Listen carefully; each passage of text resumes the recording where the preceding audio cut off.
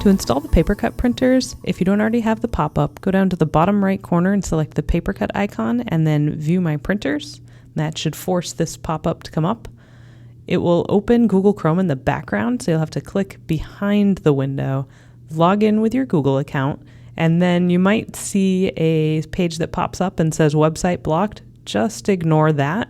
If you close it and go back to your desktop, you'll see that your printers are installing. When you're printing, you might have to click See More and then choose either color, black and white, single-sided, or double-sided, and then hit Print.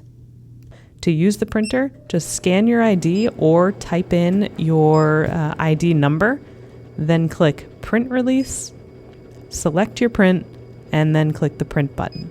When you're finished, make sure you hit the Log Out button so that the next person can sign in.